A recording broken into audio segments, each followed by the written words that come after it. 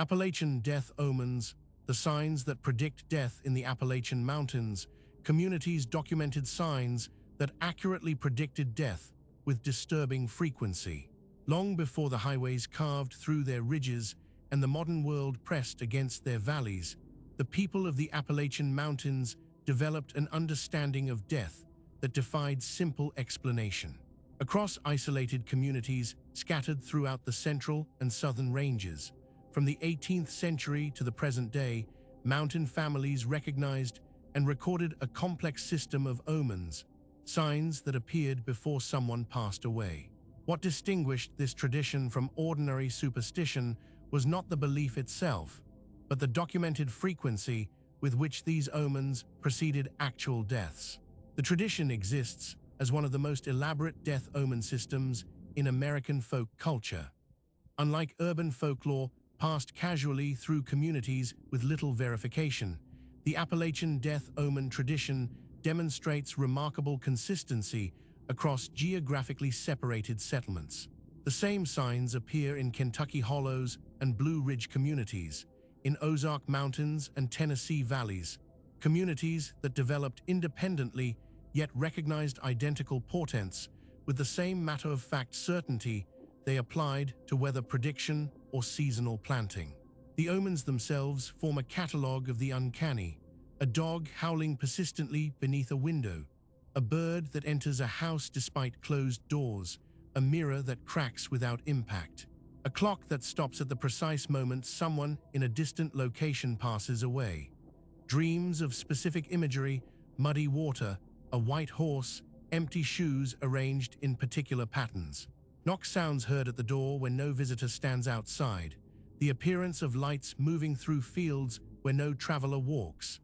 Each sign carries specific meaning, and each has been documented not once, but repeatedly across the mountain tradition.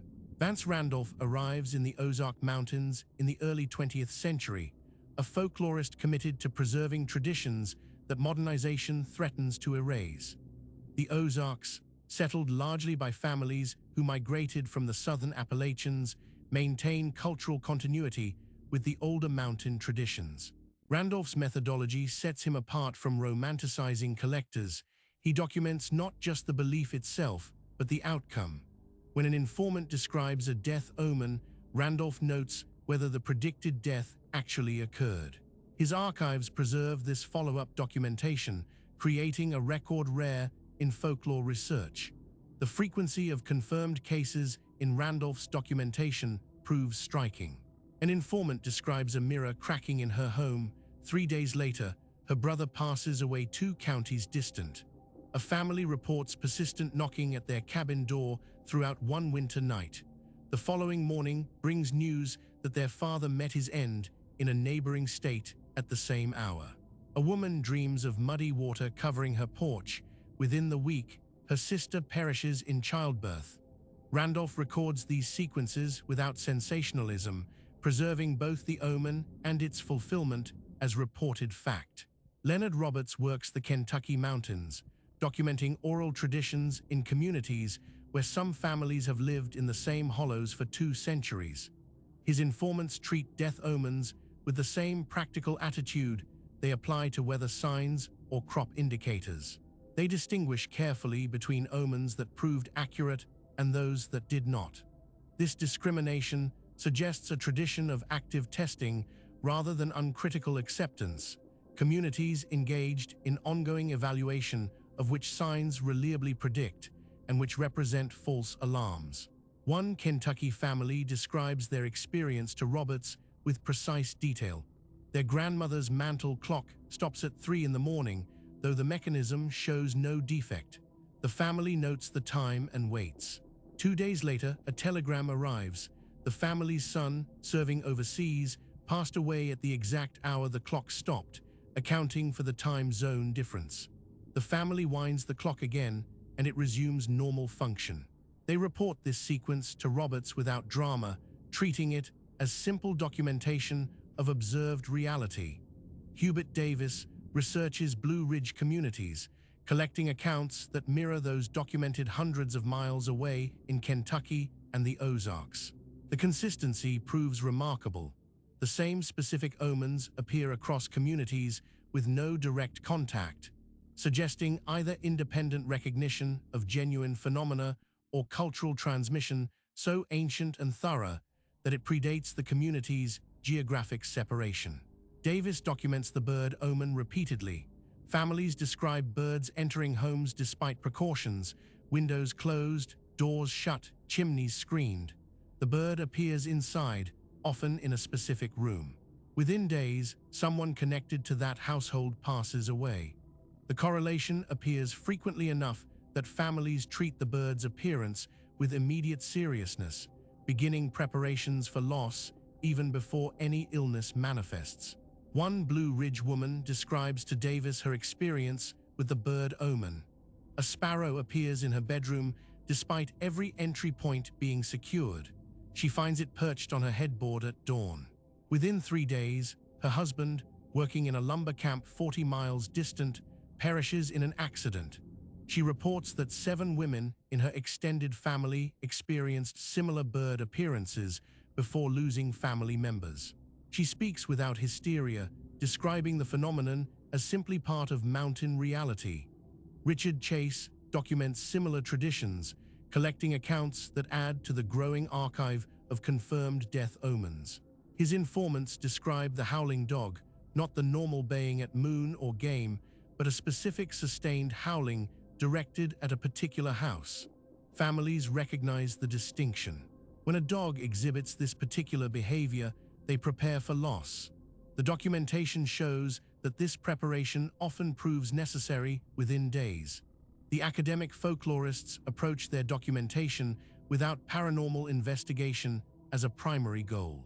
They collect folk beliefs as cultural artifacts, preserving traditions before modernization erases them.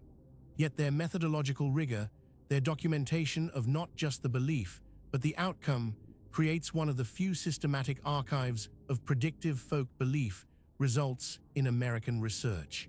The case files contain both the prediction and the confirmation, recorded by researchers trained in documentation standards.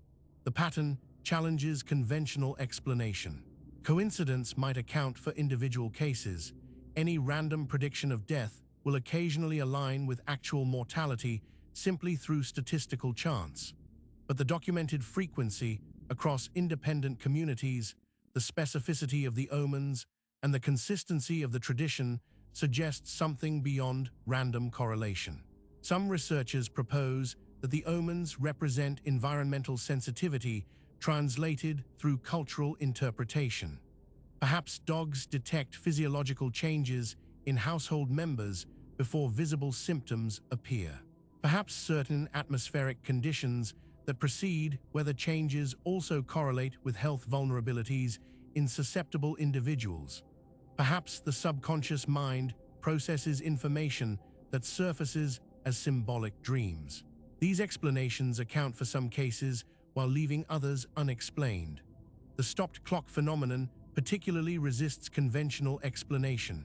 Multiple documented cases describe timepieces stopping at the precise moment someone passes away at a distant location, sometimes hundreds of miles away. The correlation of specific times, accounting for time zones, appears in enough cases to rule out simple coincidence while defying mechanical explanation. What distinguishes the Appalachian death omen tradition from typical folklore is the community's active engagement with the predictive system. Mountain families do not simply observe and accept, they test and evaluate.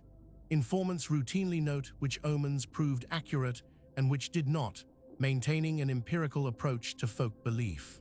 This practical orientation suggests communities treating the omen tradition as functional knowledge rather than passive superstition. Some traditions include countermeasures, ritual actions intended to deflect the predicted outcome. When a mirror cracks, breaking it completely in a specific pattern might avert the death. When a bird enters, removing it through ritual rather than simple ejection might alter the prediction. When a clock stops, keeping it stopped for a prescribed period might interrupt the omen's fulfillment. These counter-omen practices indicate communities viewing the tradition as an interactive system they could potentially influence. The effectiveness of countermeasures remains undocumented in the folklore archives. The academic collectors preserve the beliefs, but rarely follow cases long enough to determine whether the counter-rituals achieved their intended purpose. The tradition persists nonetheless, suggesting either genuine effectiveness or the psychological comfort of action against seemingly inevitable loss. Modern Appalachian communities maintain the death omen tradition despite widespread education and access to medical knowledge. The persistence indicates not ignorance but continued experience. Families still report the signs, dogs still howl, birds still appear, clocks still stop, and often enough to maintain the tradition's vitality, the predicted deaths still follow. The Appalachian Death Omen Archive presents researchers with documented cases of apparent precognition operating through traditional cultural channels. The phenomenon suggests either that certain folk traditions preserve genuine sensitivity to precognitive information, or that coincidence patterns can achieve statistical significance when observed across sufficiently large populations over extended time periods. Neither explanation fully satisfies the documented evidence. The matter-of-fact attitude with which mountain communities treat these experiences remains perhaps the tradition's most striking element.